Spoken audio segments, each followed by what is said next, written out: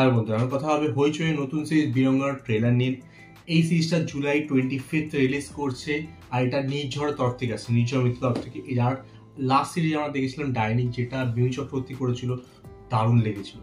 এইবার সন্দীপ্তা সেনকে নিয়েও আবার ফিরছে আর একটা সিরিজ নিয়ে। দেখো, জেনারেলি হইচই যে সিরিজগুলো জেনারেলি খুব পপুলার, সেটা হচ্ছে লাইক সিরিয়াল টাইপের সিরিজগুলো, ঠিক আছে, যেগুলো প্রচণ্ড পপুলার। বাড়িতে কোনো কুট ক্যাচালি, পরকীয়তা, এই ধরনের সিরিজগুলো খুব পপুলার। বাট কিছু কিছু সিরিজ কিন্তু একটু ডিফারেন্ট করে, যেগুলো বেশ ভালো। যার মধ্যে নির্ঝর মিত্রের ডাইনি অন্যতম, যেটা আমার দারুণ লেগেছিল। আমি রিভিউ করেছিলাম, যে না দেখে থাকো ডেফিনেটলি চেক আউট করো। দারুণ সিরিজ ছিল, মিমি চক্রবর্তী দারুণ অ্যাক্টিং করেছিল, একটা ডিফারেন্ট স্টোরি নিয়েছিল, একটা ডিফারেন্ট ধরনের কিছু দেখেছিলাম বলে মনে হয়েছে।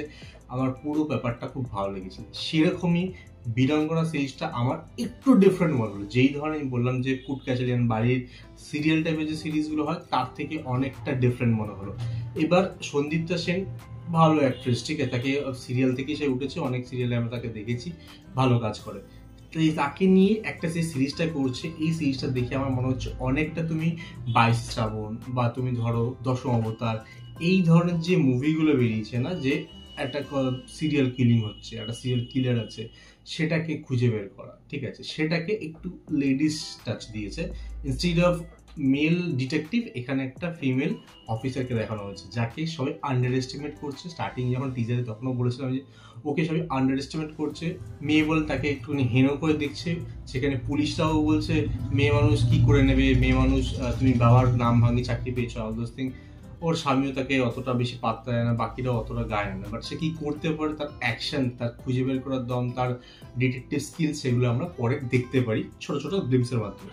তো এই ট্রেলারটাতে অনেক বেশি বোঝানো হয় এখানে খুন হচ্ছে, মহিলাদের, বাড়ির বউদের জোর করে বিষ খাইয়ে খুন। এবার জোর করে বলছি এই জন্য বিকজ সেটা মেয়েটা মনে করছে, বাট জেনারেলি দেখে মনে হচ্ছে যে বিষ খেয়ে সে আত্মহত্যা করছে। অলরেডি 3টে খুন হয়েছে, যেটাকে জন্মের পুলিশ ভাবছে আত্মহত্যা হচ্ছে, তাই জন্য ওটা নিয়ে মাথা ঘামানোর ব্যাপার নেই।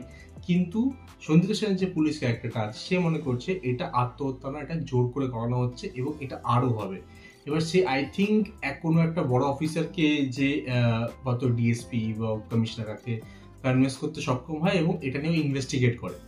এইবার যে ছেলেটাকে দেখতে পাচ্ছি যে এখানে ভিলেন হয়েছে, সেই ছেলেটা একটু ক্রিপি মনে হচ্ছে, ওর লুকটা, কথাবার্তার ক্রিপিনেস একটা রয়েছে। যাই হোক, তো সে আই থিঙ্ক প্রথম দিকে দেখিয়েই দিচ্ছে যে এ হচ্ছে ভিলেন, কিন্তু তারপর কতটা কি হবে ইন্টারেস্টিং একটা কিন্তু দেখার বিষয়। বিকজ জেনারেলি এই ধরনের স্টোরিতে আমাদের ভিলেনটা সচরাচর তাড়াতাড়ি বুঝিয়ে দেওয়া হয় না, ঠিক আছে, যদিও দশম অবতারে হয়েছিল, বাট সেখানে টুইস্ট যেখানে হচ্ছে ও অ্যাকচুয়ালি ভিলেন না, অন্য কেউ ভিলেন ছিল। তো এই ধরনের কেউ কনসেপ্ট না, অন্য কেউ ভিলেন থাকে, দেখে মনে হচ্ছে এ ভিলেন, কিন্তু অ্যাকচুয়ালি লাস্টে অন্য কেউ ভিলেন। এই টুইস্টটা এরকমই থাকে, ঠিক আছে। প্রত্যেকটা মুভি এই ধরনের ট্রোপ কিন্তু চলে।